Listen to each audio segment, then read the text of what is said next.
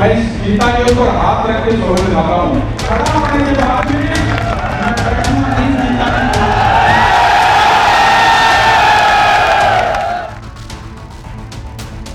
आंसू पूछने वाले आंसू सिंह जी है, टिकट नहीं मिला तो मेरी आत्मा में दुख हुआ और मैंने एक कसम खा ली कि जब तक विधायक नहीं बनेंगे मैं जूते नहीं पहनूंगा। मेरा ये मानना है, देखो टिकट वितरण किसी का भी हो, किसी भी सीट का हो, पूरे सर्वे के साथ होना चाहिए। मैं हूँ या चाहे कोई अन्य है, उसका हक उसको मिलना चाहिए। राज्यवर्धन सिंह की तरफ से ये कहा गया है कि 1990 से मैं झोटवाड़ा विधानसभा में मतदान कर रहा हूँ, तो फिर मैं बाहर ही कैसे हुआ?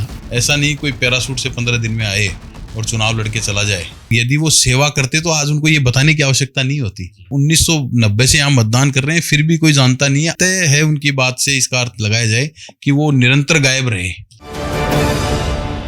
हम खड़े इस समय झोटवाड़ा विधानसभा क्षेत्र में, जहां पर आशु सिंह सूरपुरा के समर्थन में उनके तमाम कार्यकर्ता, उनके समर्थक एक बड़े जन समूह के रूप में यहां पर पहुंचे। आपको बता दें, हमारे साथ एक ऐसे व्यक्ति मौजूद हैं जिन्होंने कसम खाई है कि जब तक आशु सिंह सूरपुरा को टिकट नहीं मिलेगा वो अपने पैर में जूते चप्पल नहीं पहनेंगे। जानेंगे उनसे क्यों उन्होंने वो कसम खाई है।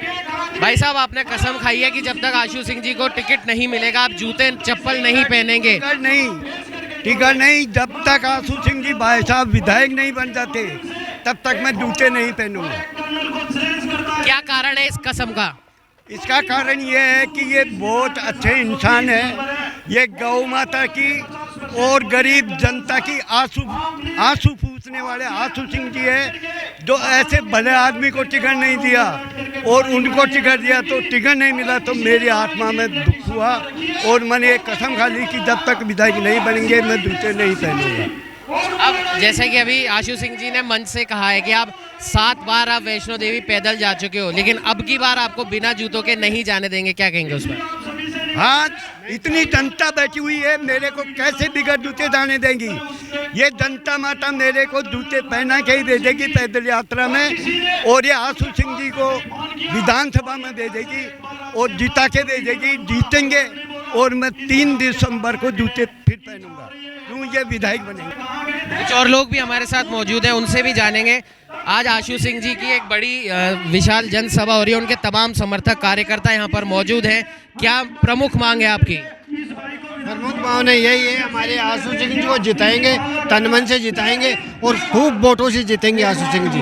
और बहुत बढ़िया सेवक आदमी है, गौ माता के लिए, जनमानस के लिए, हर आदमी के लिए, हर चीज़ के लिए इतने इंसान है कि बहुत ही बढ़िया इंसान है। ये युवा की भीड़ देख लेना आप एक बार, जो ये जनता दिख रही है ना, आज ये युवा जाग उठा है यहाँ से। ये हम सब आशु सिंह सूरपुरा है और तन मन धन से साथ हम देंगे सब, क्योंकि आज जो ये भीड़ देख रहे हो ना, ये किसी के बुलाने से नहीं, ये हमारे मन से आई है। आज आप आए हो, क्या कहना चाहोगे? बहुत अच्छे हैं, इनको वोट में टिकट मिलना चाहिए। इन लोगों ने नहीं दी, गलती की बात है, फिर भी ये जीत के दिखाएंगे। हम सब इनके साथ हैं और साथ रहेंगे।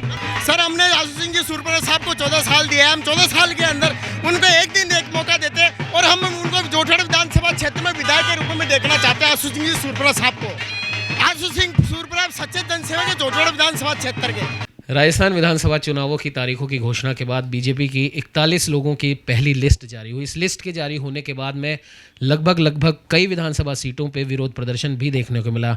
स्थानीय कार्यकर्ता कई सालों से वहाँ पर मेहनत कर रहे थे, उन लोगों को जब टिकट नहीं मिला तो जाहिर सी बात है विरोध प्रदर्शन होना लाजमी था। ऐसी ही एक विधानसभा सीट है झोटवाड़ा विधानसभा सीट, जहाँ से कर्नल राज्यवर्धन सिंह राठौड़ को टिकट मिला है। तो वहाँ पर कई सालों से तैयारी कर रहे आशु सिंह सूरपुरा के समर्थकों में भारी रोष है, जिसकी एक बानगी आज देखने को मिली, जहां हज़ारों की संख्या में लोग उनके समर्थन में जुटे और संकल्प लिया है कि अगर उन्हें टिकट नहीं मिलती है तो वो निर्दलीय लड़ेंगे, लेकिन लड़ेंगे ज़रूर। और आशु सिंह सूरपुरा हमारे साथ में मौजूद है, उनसे भी जानेंगे। भाई साहब, लंबे समय से आप समाज सेवा के क्षेत्र में जुड़े हैं, करीब 41 ग्राम पंचायतों में आपका सीधा जुड़ाव है। गौ सेवा के कार्य में भी आप बहुत हद तक अंदर तक जुड़े हुए हैं, गौ पालकों की कईयों की आपने मदद करी है। जोधपुर त्रासदी में भी आपने सीधे सहायता राशि उपलब्ध करवाई थी। तो आपको टिकट नहीं मिला, आपके समर्थकों में तो रोष है ही सही, वो आज देखने को मिला, आपको कैसा लगता है? ये तो जायज़ बात है कि बुरा ही लगेगा, अच्छा तो लग नहीं सकता। और मेरा ये मानना है, देखो टिकट वितरण किसी का भी हो, किसी भी सीट का हो, पूरे सर्वे के साथ होना चाहिए। कौन व्यक्ति धरातल पे काम कर रहा है, धरातल पे जो भी व्यक्ति काम कर रहा है, मैं हूँ या चाहे कोई अन्य है, उसका हक उसको मिलना चाहिए, क्योंकि धरातल पे जो काम कर रहा है वो सीधे रूप से जनता से जुड़ा हुआ है, और जनता से जो व्यक्ति जुड़ा हुआ है वो ही जनता की सेवा कर सकता है। ऐसा नहीं कोई पैराशूट से 15 दिन में आए और चुनाव लड़के चला जाए, ये मेरे हिसाब से गलत है, और इसका कहीं ना कहीं नुकसान कोई भी पार्टी हो उसको उठाना पड़ता है। सर, राज्यवर्धन सिंह के अलावा राजपाल सिंह शेखावत भी टिकट की दौड़ में थे, तो क्या उनका भी विरोध है आपके समर्थकों में? उनका तो विरोध शुरू से ही चल रहा है, उनका विरोध चल रहा है। वो यहाँ से 3 बार चुनाव लड़ चुके हैं, और उन्होंने भी ये निर्णय किया है कि हम जब तक इस सीट को चेंज नहीं किया जाए, उनका मानना है कि सीट किसी को भी दो, लेकिन जो सही दावेदार है, जो स्थानीय है, यहाँ रहता है, जनता के बीच में रहता है, उस व्यक्ति को टिकट दिया जाए।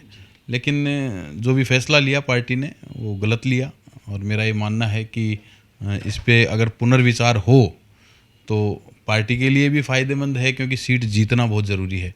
और राज्यवर्धन सिंह जी का सबसे बड़ा माइनस पॉइंट मैं कहूँ कि वो जनता के बीच कभी भी नहीं रहे, काम कुछ भी नहीं किया उन्होंने, जनता के बीच आए नहीं, जनता के काम नहीं किए। तो वोट तो काम के और जनता के बीच में उपस्थिति के आधार पर मिलता है। लेकिन राज्यवर्धन सिंह की तरफ से ये कहा गया है कि 1990 से मैं झोटवाड़ा विधानसभा में मतदान कर रहा हूँ, तो फिर मैं बाहर ही कैसे हुआ? नहीं, वही तो है ना दुर्भाग्य कि यहाँ के रहने वाले हैं, फिर भी झोटवाड़ा को नहीं संभाला। आप मंत्री रह गए 3-3 डिपार्टमेंट में, आप सांसद रह गए, और यदि वो सेवा करते तो आज उनको ये बताने की आवश्यकता नहीं होती।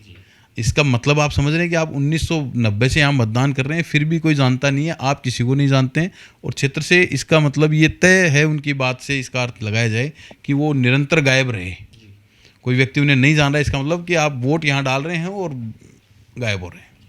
तो अब जैसे आज आपने सभा में गीता हाथ में लेके कसम खाई है कि अगर पार्टी टिकट नहीं देगी तो मैं निर्दलीय उड़ूंगा, मेरे समर्थकों की ताकत के साथ मैं लड़ूंगा।